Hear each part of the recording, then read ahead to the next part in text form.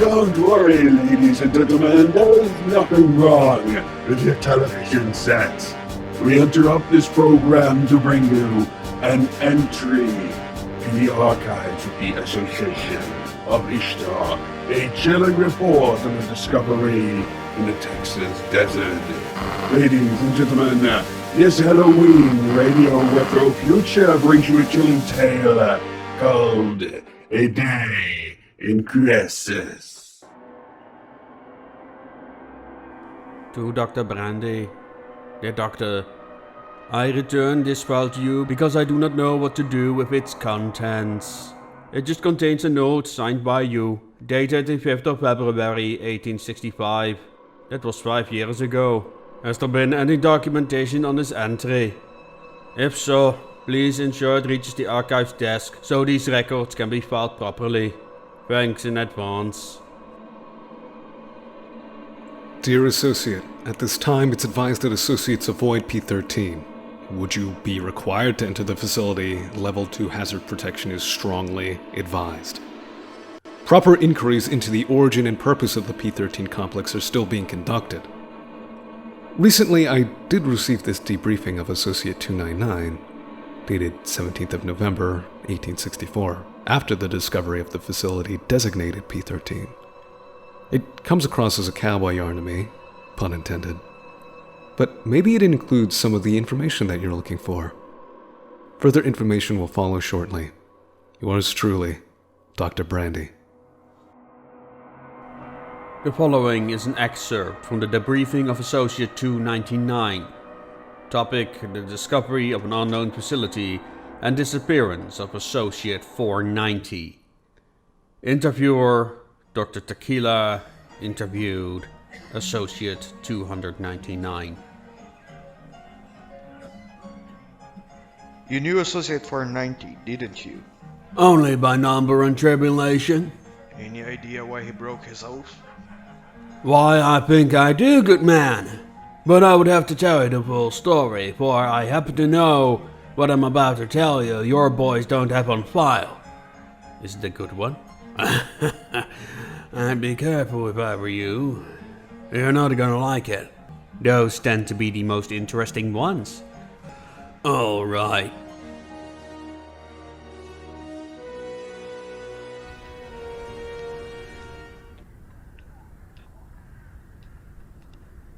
So it all started, like all good tales, out on the prairie. 490 and I were chasing a reported outsider in the Chihuahua Desert, Texas.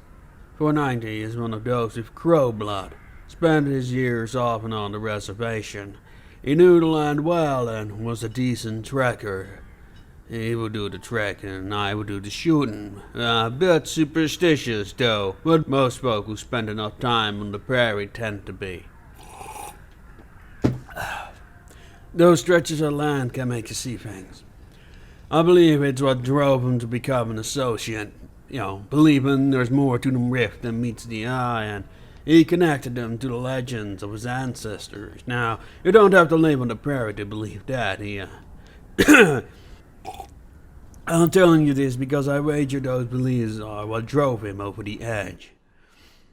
So we were hunting this outsider on behalf of the local ranchers. Realized that we're not supposed to be guns for hire, but the routine of advising people on how to contain rats and all that does not work out here. We're talking no man's will. The Mexican-American War didn't help in that situation. Our countrymen are still at each other's throats for years to come, by the looks of it. After 2 days, we managed to track the outsider down, a lonely beast the size of 2 buffaloes. And posture was kind of like that too, well, more ape-like. How do you describe something that's part ape, mushroom, and frog crocodile? Anyway, that thing belongs in the swamp somewhere, not the Chihuahua Desert. It lodged itself in a watering hole, and I assume it only came out when hungry. Good thing 490 had some experience with javelins because we needed to blow that bitch up with dynamite. It wasn't too big a hassle, all things considered. Once we got accustomed to its appearance, we dared to come closer and torpedoed him with our explosives. That's when we discovered this kind of mushroomy. We never discovered the rift where it came from, by the by. Anyway, after a job well done, we entered a small town. One of them that used to be Mexican but got annexed after the war. The young folk had left by the time we got there, and those who remained were just the old folk who provided shelter to cowboys and travelers. It was getting dark, so we decided to take an hotel for the night. Well, that fateful evening, we were preparing for bed when 490 looked out of the window of her room. I still remember vividly how he stood there with a bottle in his hand, staring in the distance as if he knew there was something not quite right out there in the dark. Are there any other towns nearby? He asked. Not for miles, I said. Why? Then what the fuck am I looking at? He said.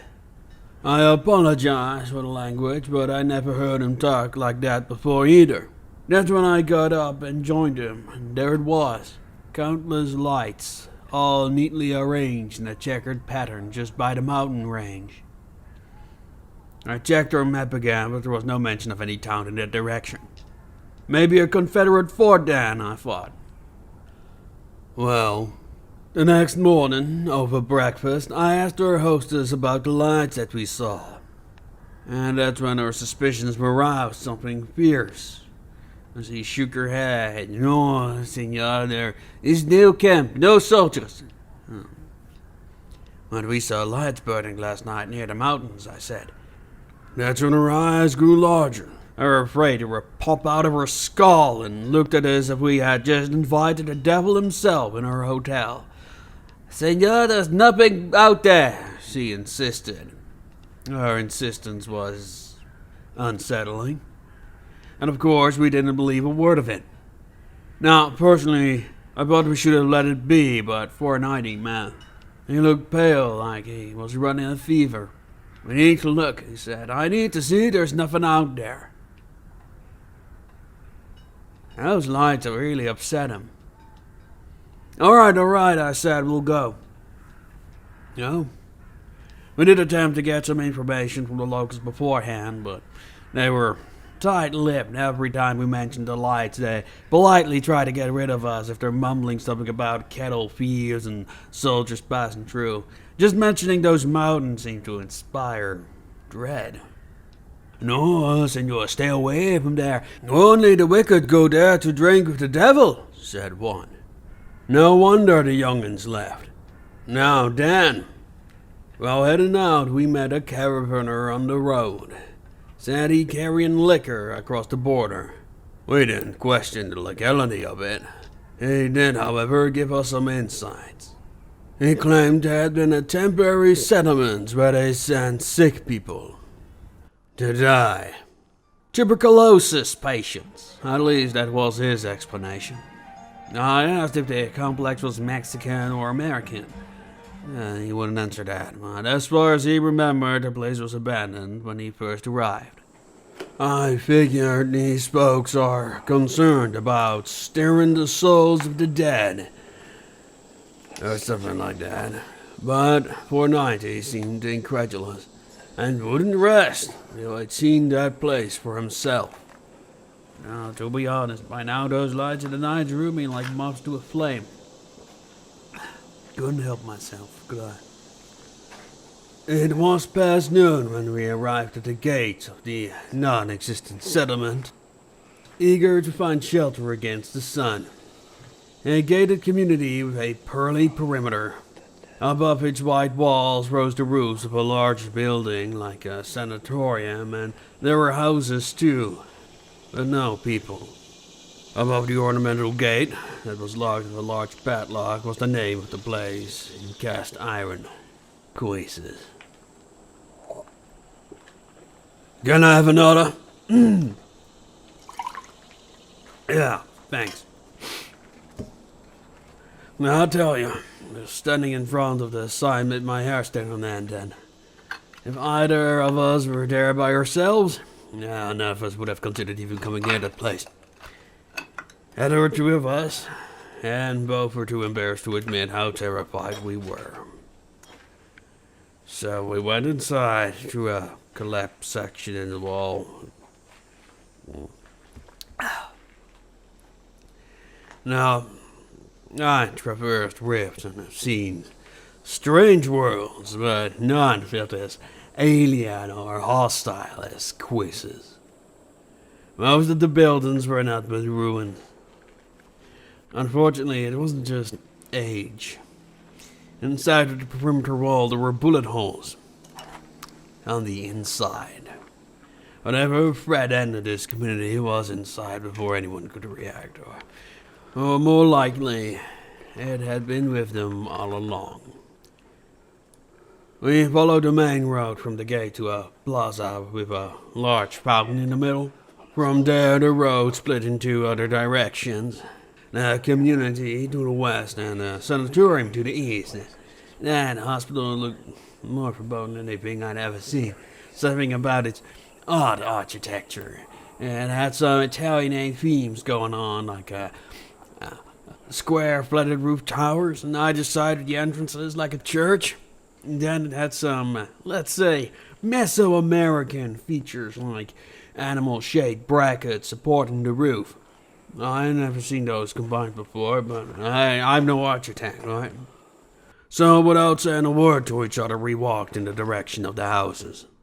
Unfortunately, these had the same Renaissance style. Not as grand, mind you, but enough to make us nervous. You could just feel something bad happen here, and we had noticed no sources of light. No buildings I would consider safe or worth squatting in. We already walked past some of the ruins when suddenly we heard something collapse inside one of the houses. Scared stiff, we looked at each other, and, "Is anyone there?" I cried. I kinda hoped it was a coyote or something. But that is when we saw two shadows move. Two Mexican children walked out of the house. A little girl and a boy holding a lantern. They glared at us as scared children tend to do when they're doing something they're not supposed to. "What in tarnation are you two doing here?" I asked. The girl hid behind the boy. "Exploring," she said. This place is dangerous. Get out of here." I wanted to run off, but 490 stopped him. "Wait," he said. "Is there anything in there?" And the two looked at each other. "Don't go inside the temple," said the boy. And then the two ran off again. "What temple?" we cried after them, but they had already disappeared between the ruins. Kind of embarrassing. I would say that two children were braver than we were, and even after that we didn't dare to enter any of the homes. Yeah. That is when we found this small cubicle building. Its heavy metal doors being wide open. Utterly unremarkable at first glance. But we thought it would provide us with some clues on what's going on here. But when we opened the door, we were confronted with this symbol. Like a marker. Marker? Yeah. An outlandish glyph of sorts, like a crescent moon and a dot. And tentacles, 3 of them. Kinda like a jellyfish. Even had an arrow shape through the middle tentacle as if it told us to leave. Are you feeling alright? Now that I think of it, it was really rusty. I want to know if that read. Whatever the case, it riled up 490 something fierce, and Auntie just stormed in. By the time I looked inside, he was already descending down a wide staircase leading down to where the sun don't shine. Fool that I was, I followed him downstairs with nothing but a simple lantern. After passing an antechamber, it became obvious very quickly this wasn't just any town. There was a tunnel down there, running down the length of the whole settlement, it seemed. The place was littered with beds and wheelchairs and other hospital furnishings, and there were doors, many doors, heavy double doors of steel. Without saying a word, 490 grabbed one of the door handles. I hoped it would be locked, but no. The door creaked as crusts of rust flaked off the hinges. We peeked inside that dark place. There was light coming into the space from above that, instead of a hospital room or morgue, seemed to be a typical living room or dining area inside of a basement. There was a table surrounded by several chairs and a dining plate still on them, covered in layers of mold and dust. There was a staircase going up to where the beams of sunlight filtered through the debris blocking the entrance. As we continued to explore, we walked past bedrooms, offices, rooms with operating tables, even a morgue. But a particular block of rooms stood out from the rest. It had several observation cells, small rooms with large glass windows and autopsy tables inside. These rooms were naturally small, with no space left for any equipment. The surface of these tables were grates, and there were drawers underneath, like they were collecting something coming out of the bodies. Look, I'm no doc. All I'm saying is these folks were not suffering from tuberculosis, okay? About that time we heard this unsettling whining from down the hall, like voices speaking through a poorly tuned radio. Through the buzzing of white noise, there was a unsettling moaning that surrounded like a creaking of shutters swaying in the wind. Despite the tumult, we continued to see a red light shining into the hallway from inside another room. It was flickering as if random shapes were passing through the light like leaves drifting on the wind. 490 was right behind when I peeked around the corner of the door opening. It was this larger room whose interior basked in a crimson radiance filtered through dirt-covered glass. From behind a window of what I assume used to be an observation chamber, we saw these abstract shapes shear by like objects caught in a whirlwind. The light flickered as we approached the window. Despite myself, I swiped away the dust with my hand and immediately noticed the surface was electrically charged. I also had trouble breathing when I pressed my face against the murky glass. I can't quite explain it. It stared at me. I mean, I've seen rifts in my day, but this one, I tell you, it looked like Satan's peephole sunken into a mound of dark ash while bending its own light like a shattered mirror. I know ashes are normal around rifts, but we're talking ankle deep. I tell you, that ain't normal. I just remember it as this evil eye surrounded by this, I don't know, things that were just floating around it like caught in its gravity, but they must have studied it, whoever they were. Instead, they were being studied. Smelling the brimstone, I could feel something looking at us. Amidst that crimson mass floated this disc right in the middle like a convex mirror reflecting our faces all twisted like. And I don't mean in a funhouse ha-ha kind of way. I'm talking contorting our reflections into torturous wretches that were raked over the coals and back. Come, hit me again. You sure? You want to hear the story, now hit me again.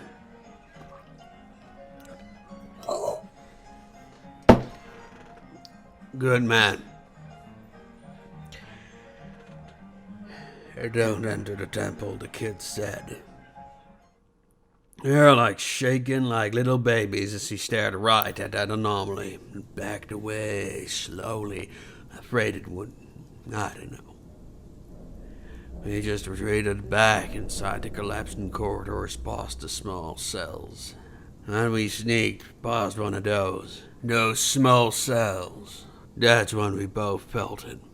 Both of us turned toward the open cell door, and I know for a fact we both saw it.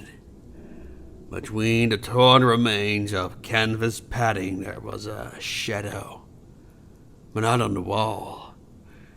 Hovering beside one of those tables was the silhouette of a man. Its feet didn't touch the ground. Light of our lanterns didn't do anything. It just floated like a light-consuming void, and it started to grow as if it was feeding on us. We ran. We ran like our lives depended on it. My lantern broke as it collided with a bed frame, and we had to make our way through the dark. That's when 490 darted into a room and just dashed inside the nearest basement. I followed him, and that's when he just stormed the stairs and forced himself through the rubble. And so did I. And then we ran and ran and ran. By the time we stopped running, we were back out between the houses. The sun was setting, and we were lost. Like man, we ran around looking for a way out. We went behind one house. There was the perimeter wall that barred our way. Ran across a mound of rubble, more wall, and this kept happening until finally we found a section that collapsed down a steep ridge. We didn't care anymore. 490 just built up speed like the devil's on his heels and jumped down what was probably 6 feet. I lost my nerve. Instead, I nearly fell as I tried to climb down like an idiot. Hit me again. Before I do, what happened to 490? Never seen him again. Bastard took a horse and ran. Didn't even get to ask what that bloody glyph was about. Then how did you get out of there? After walking till night fell, I came across a ranch. The family was kind enough to give me shelter for the night.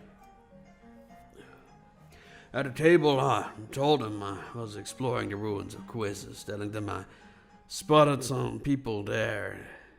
And that's when the man at the house told me what chilled me to the bone. But, senor, no one has been there for years. Not since 2 kids disappeared inside those ruins. Now, how about that drink?